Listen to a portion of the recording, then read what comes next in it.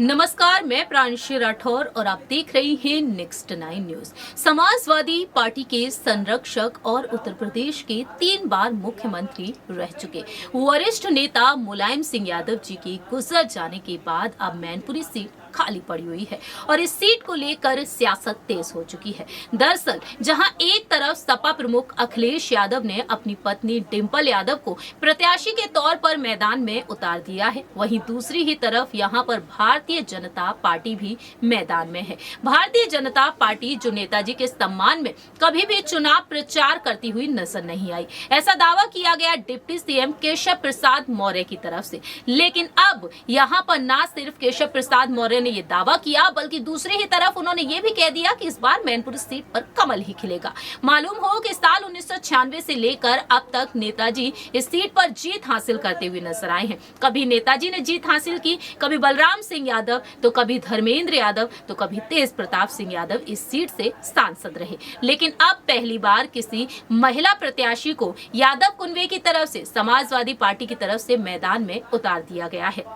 और अब जहां एक तरफ डिंपल यादव नामांकन पत्र दाखिल कर चुकी हैं और अब मैनपुरी सीट पर चुनावी प्रचार की प्रक्रिया शुरू हो चुकी है। मालूम हो कि 5 दिसंबर के दिन मतदान होंगे, 8 दिसंबर के दिन नतीजे सामने आएंगे और अब नेताजी को याद करते हुए पूरा ही कुनबा प्रचार में जुट चुका है। अखिलेश यादव, डिंपल यादव बीते कल मैनपुरी पहुंचे और नेताजी की याद में यहाँ पर अपनी बात रखते हुए नजर आए, तो वहीं वोट मांगते हुए भी देखे गए हैं। लेकिन दूसरी ही तरफ यहाँ पर मुलायम सिंह यादव के बड़े भाई अभय राम यादव के बेटे धर्मेंद्र यादव जो सांसद रह चुके हैं, आजमगढ़ से चुनाव लड़े लेकिन हार का सामना किया। धर्मेंद्र यादव जब पहुंचे तो धर्मेंद्र यादव ने भी मंच से जनसभा को संबोधित किया, लेकिन बीच में वह जहां एक तरीके से वह वादे करते हुए नजर आए, अपनी भाभी के लिए वोट मांगते हुए नजर आए, वहीं इमोशनल होते हुए भी दिखाई दिए हैं। धर्मेंद्र यादव मंच पर रोते हुए नजर आए हैं। वो वीडियो इस वक्त सोशल मीडिया पर तेजी से वायरल हो रहा है।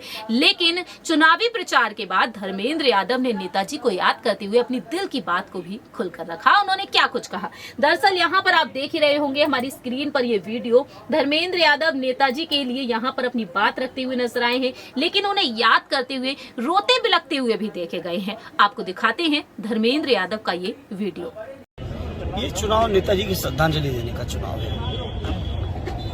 पार्टी के राष्ट्रीय अध्यक्ष जी ने सभी मैनपुरी लोगों की भावनाओं के अनुरूप आदरणीय डिंपल जी को यहाँ से उम्मीदवार बनाया है और माननीय डिंपल जी को यहाँ के लोग ऐतिहासिक वोटों से जिताएंगे और नेताजी के प्रति जो लोगों का भाव है उस भाव को व्यक्त करेंगे और नेताजी को श्रद्धांजलि देंगे और देश के लोग महसूस करेंगे कि मैनपुरी नेताजी के लिए क्या था और नेताजी मैनपुरी के लिए क्या था। नेताजी से आपका अलग लगाव था और नेताजी आज नहीं है, तो उसके अलावा आप राजनीति में आए और तमाम चीज़ें थी, किस तरीके से देखते हैं उस नज़रिए को?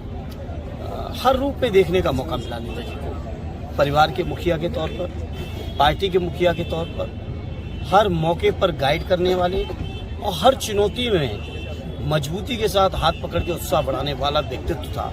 मैं तो चूंकि परिवार का हूँ इसलिए मुझे सौभाग्य ज़्यादा मिला शायद, लेकिन ये केवल बात मेरी ही नहीं है बल्कि उत्तर प्रदेश के समाजवादी पार्टी के हर वर्कर के दिल में यही बात होगी। अगर आप अलग अलग किसी भी साथी से पूछेंगे, कभी कोई साथी अगर किसी परेशानी में आया होगा, चुनौती में आया होगा, कष्ट में आया होगा, उसका परिवार कष्ट में आया होगा, तो नेताजी किस तरह से लोगों का साथ दिया है ये लोगों से आप पूछ सकते हैं। इस चुनाव का कड़ा मुकाबला किस तरीके से मान रहे हैं? क्या बीजेपी से किस तरीके की टक्कर है और क्या?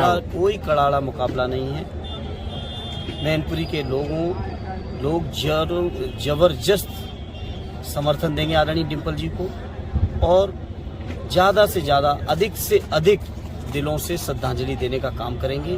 बाकी तो चुनाव है, लड़े जिसको लड़ना है उसको। नेताजी 94,000 से जीते थे, क्या मानते हैं कि अब कितनी जीत होगी? बहुत बड़ी जीत होगी, उससे बड़ी जीत होगी, उससे बहुत बड़ी जीत होगी। मैनपुरी गया, जिम्मेदारी मिली है मैनपुरी विधानसभा की, तो 5 विधानसभाओं में सबसे अव्वल कौन सी विधानसभा रहने वाली है? अब देखिए, ये तो स्वाभाविक तौर पे विधानसभाओं में जसवंत नगर करहल एक अलग मुकाम रखती है इस लोकसभा के अंदर, लेकिन मेरा प्रयास होगा कि मैनपुरी की इस विधानसभा जहाँ से मुझे जिम्मेदारी पार्टी ने दी है, यहाँ से भी मैं ऐतिहासिक और बड़ी जीत करा पाऊँ, ये मेरा प्रयास होगा।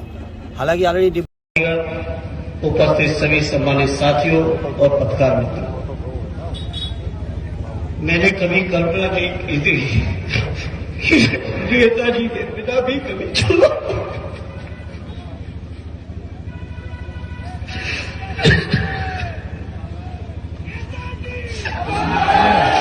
इसलिए मेरे पूरी के लोगों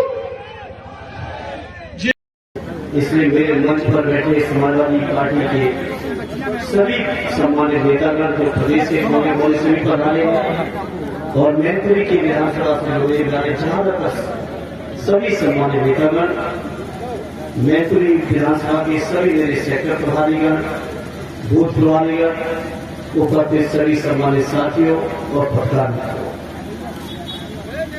मैंने कभी कल्पना नहीं की थी नेताजी के पिता भी कभी चुनाव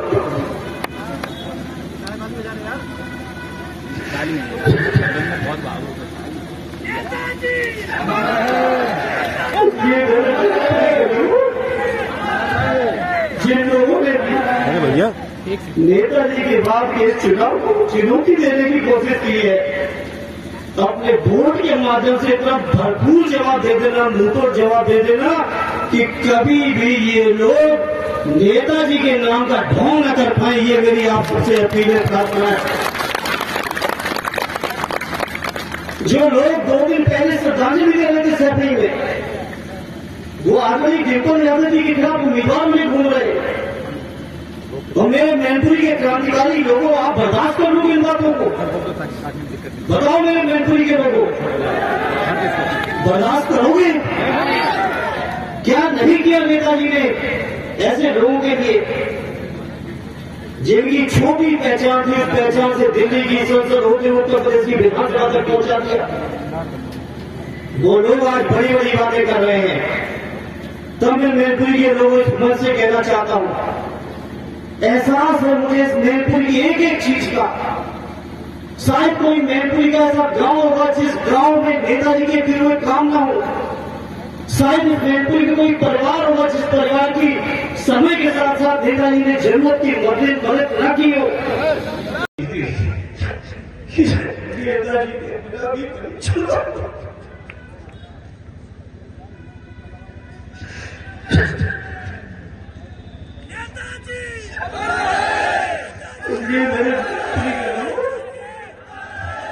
जिन लोगों ने नेताजी के बाद के इस चुनाव को चुनौती देने की कोशिश की है, अपने वोट के माध्यम से इतना भरपूर जवाब दे देना, मुंहतोड़ जवाब दे देना कि कभी भी ये लोग नेताजी के नाम का ढोंग न कर पाए, ये मेरी आप सबसे अपील है, प्रार्थना है।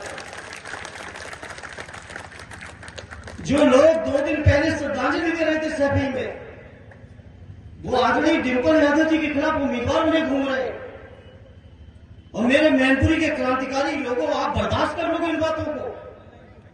बताओ मेरे मैनपुरी के लोगों, बर्दाश्त करोगे?